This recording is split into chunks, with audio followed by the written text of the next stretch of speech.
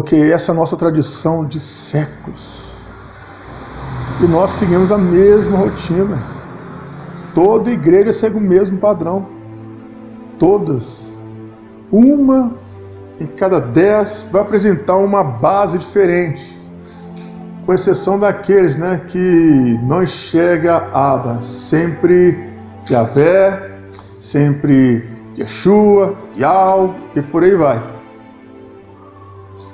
Mas aqueles a quem o Pai se revelou têm em si a sua filiação. Isso não pode ser removido. Então quer dizer que uma vez que eu compreendi que eu sou filho de Deus, mesmo que eu peque, mesmo que eu faça qualquer tipo de maldade, eu vou continuar sendo filho e eu estou salvo. Não, essa é a sua linha de pensamento. O filho, ele passa por correção. E o filho também ele pode se perder fora de casa e não mais achar o caminho. O filho que conhece o caminho de volta para casa, ele retorna. Mas o filho que está dentro da casa, mas não se reconhece como filho, ele tem herança. Ele tem todos os privilégios. Mas ele sempre vai agir como um servo, dentro da casa do Pai. São outros assuntos que nós vamos ver, quando entrarmos na questão do filho pródigo. Mas os filhos de Deus, eles são conhecidos. Filho do Pai não vive na prática da maldade, porque ele tem a instrução no caminho. E o Pai conhece quem são seus filhos. Não adianta eu ficar observando, não, esse aqui é filho, esse aqui não é, esse aqui é filho, esse aqui não é, não, esse aqui não vai ser. Esse aqui não, esse aqui é filhaço, esse aqui é filhão. Essas coisas não pertencem a nós.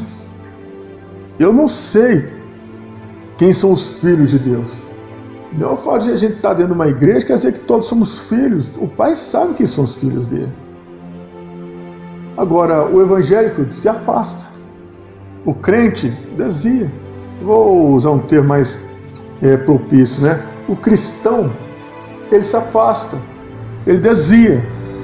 Mas o filho que se afasta, volta.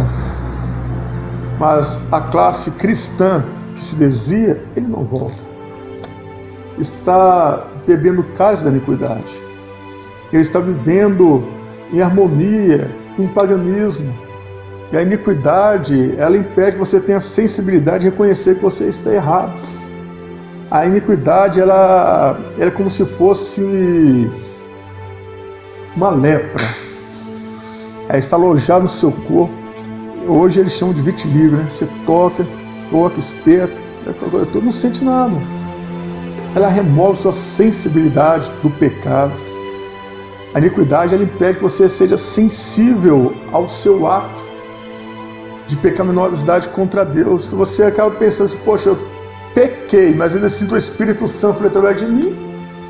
Eu pequei, eu estou sentindo graça, e ainda dizem que Deus é comigo, então quer dizer que eu estou no caminho certo, que isso aqui não vai afetar o meu relacionamento, não vai afetar a minha salvação. Não que essas coisas estejam condicionadas à minha salvação, mas de acordo com o que você se alimenta, você acaba não se fartando. Então você quer sempre mais. E vai chegando um tempo, porque o próprio inimigo da cruz, ele impede que você seja sensibilizado pelo Espírito Santo, e Deus permite que a operação do erro venha. E aí a pessoa acaba sendo enganada diariamente.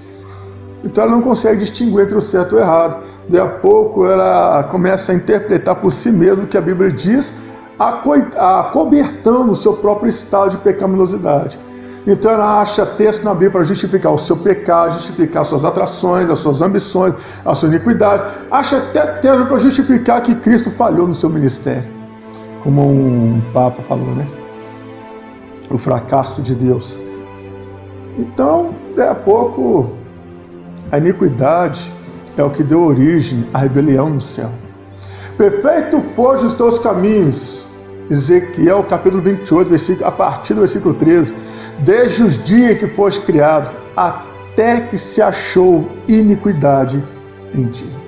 Até que se achou o pecado? Não, até que se achou iniquidade. Pensamos que o inimigo de Deus, ele quer nos levar a pecar. Não, irmão. Ele não quer nos levar a pecar. A maior luta do homem é contra a tentação. O pecado, uma vez consumado, ele não traz tanto peso quanto a tentação que você sofre. Porque uma vez você pecou, a sua consciência vai te levar ao arrependimento.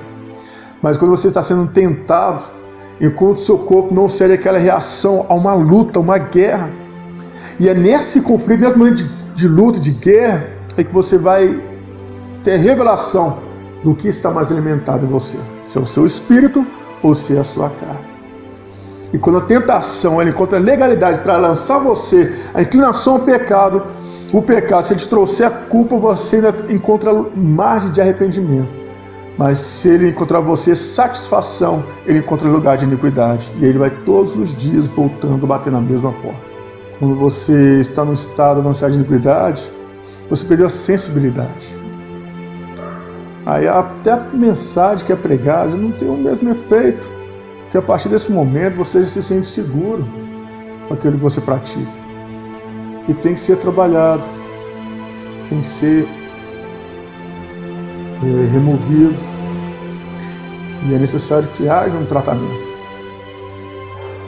Por isso que os filhos de Deus não dão lugar à iniquidade, mas o seu corpo, ele é um corpo de pecado.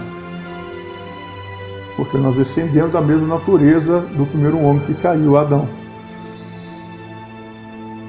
Detalhe é que Satanás, ele é a criação de Deus.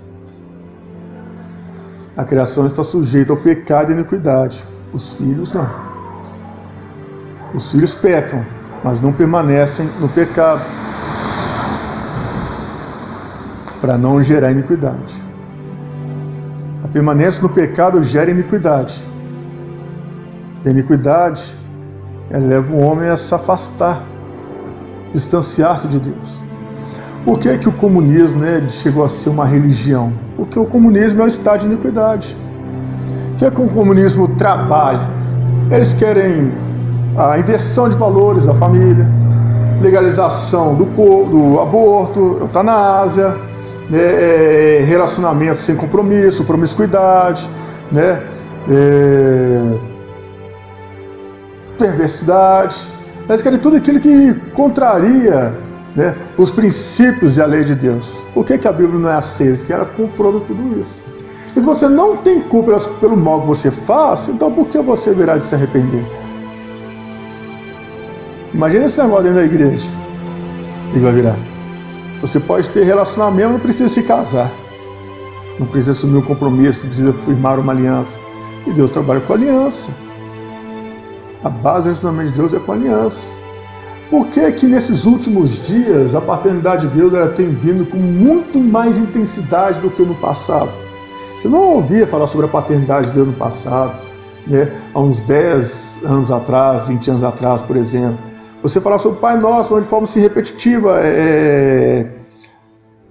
com forma de reza, ou até mesmo de termo religioso. Mas nem no campo da teologia, para quem já fez teologia, você não conta sobre a paternidade de Deus.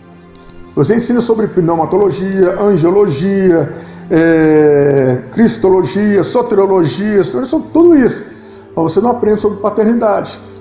Agora eu não sei se eles estão trabalhando isso, mas quando eu fiz, não tinha paternidade de Deus. Você aprende sobre a história da igreja, sobre uma série de coisas. Perseguição, mas sobre a paternidade de Deus não encontra. Mas nesses últimos dias, isso tem vindo de uma intensidade tão grande. Por quê? Porque o pai está bradando aos ouvidos dos filhos para que eles despertem e corram para casa. Ah, mas não é para casa, é para a igreja. Não, não é para a igreja, não é para o templo, é para a casa do pai. Onde que é a casa do pai? Jesus disse: na casa de meu pai há muitas moradas. Se não for assim, eu vou teria dito, mas vou preparar-vos lugar. Então, quando veio a revelação de Cristo. E agora o brado, né, que ele está ecoando, chamando os filhos para correrem para a casa dele, ou seja, para correr para a casa do pai. O filho pródigo, ele precisava lembrar do que para voltar para a casa do pai? Do caminho. Precisava lembrar do caminho. Então, para voltar para a casa do pai, interessante, né? Voltar para a casa do pai. Mas por que voltar para a casa do pai? Você é um espírito que possui uma alma e habita num corpo. A sua origem não é da terra, a sua origem é do céu. Então você foi materializado nesse corpo. E aí há um chamado, um propósito para que você cumpra, porque o Pai te chamou para isso. E agora que os tempos estão se findando, antes que venha um juízo sobre a humanidade, a iniquidade dos homens, há um alarido que soa, não pelos grandes pregadores, né? Porque na verdade eles estão mais omissos do que propriamente, né, transparentes. Mas por pessoas simples, Deus tem levantado em diversos canais das mídias sociais para poder alertar a igreja a sair das coisas que estão acontecendo. E não é tempo de correr para a igreja, é tempo de correr para a casa do Pai. Lembrança do caminho.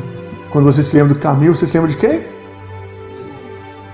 Então você corre para a casa do Pai pelo caminho, e o caminho é Cristo. Então você corre para Deus correndo por Cristo, pelo caminho, pela Escritura, e seguindo até o dia em que as portas se abrirão, e nós passaremos por ela, e ali estaremos guardados.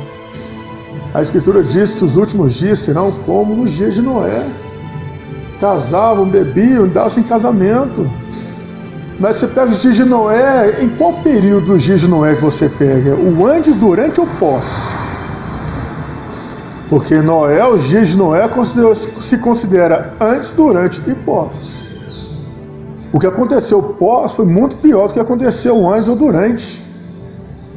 Porque se Deus tivesse salvo só Noé, a esposa dele, não teria geração de Sem, Cã e Jafé. E se não tivesse salvado esses três, não teria a geração de Cã. E se não tivesse geração de Cã, não teria geração de Nimrod. Se não tivesse geração de Nimrod, nem o Natal existiria. Mas por causa da geração de Cã, veio a geração de Nimrod, aí veio Nínive, veio Sodoma, veio Babilônia e veio o Natal. E estamos aqui. Mas os filhos de Deus têm revelação. E a Bíblia diz que a criação aguarda com expectativa a manifestação de quem? Dos filhos de Deus. E aí os filhos de Deus estão sendo manifestados. Eu não sei quem são os filhos, mas o Pai sabe.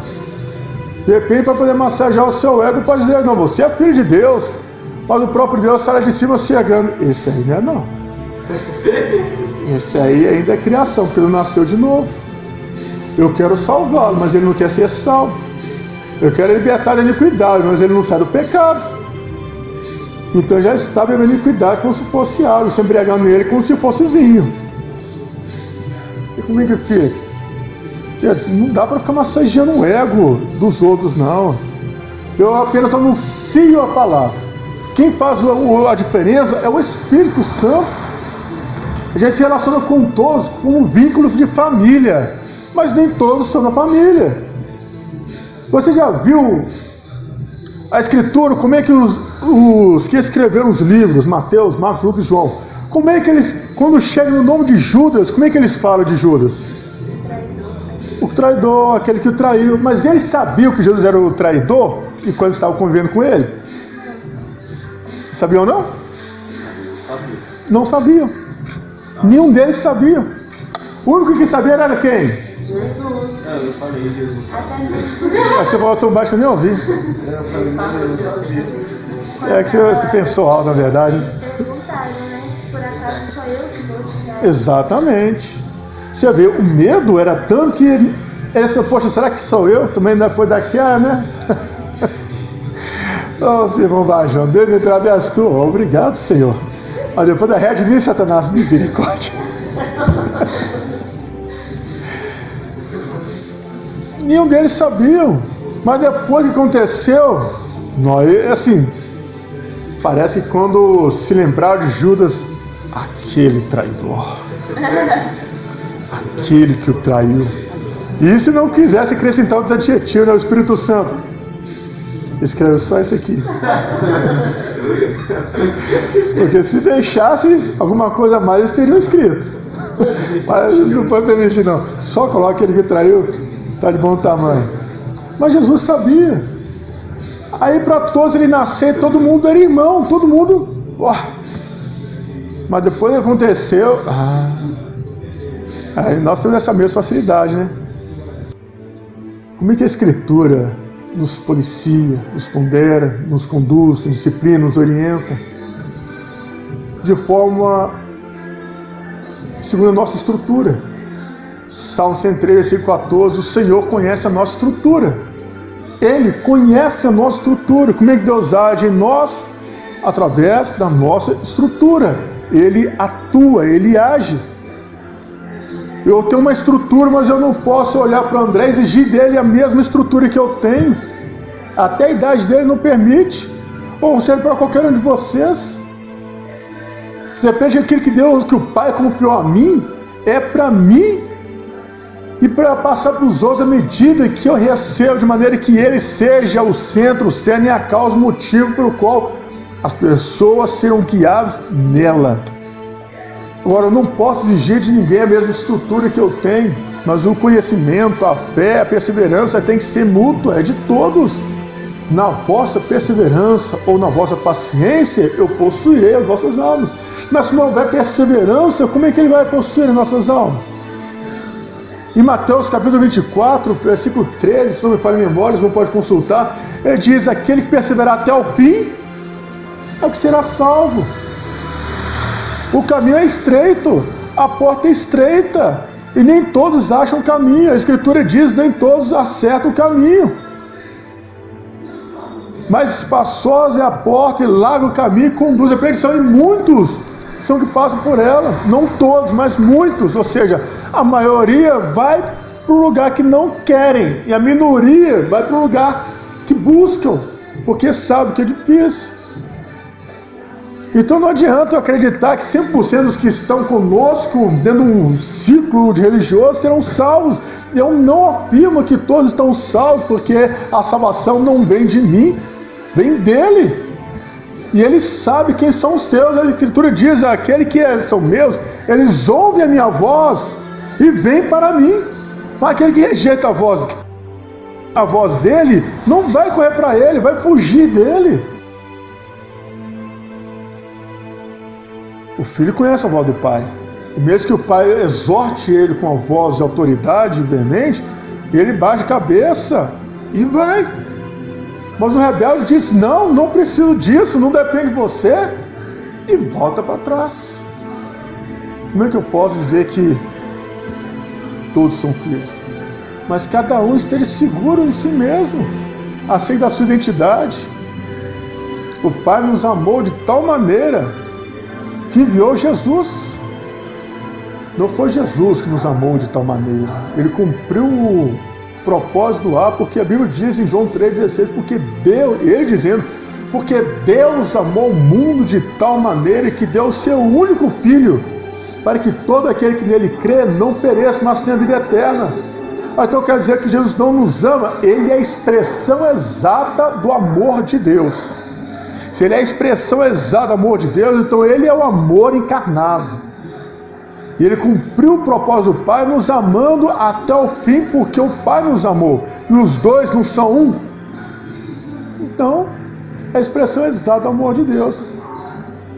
Mas por que ele chamou Judas de amigo? Porque ele era amigo. Porque ele sempre nos chegou assim. Jesus poderia ter dito: bem feito que mandou-se me trair.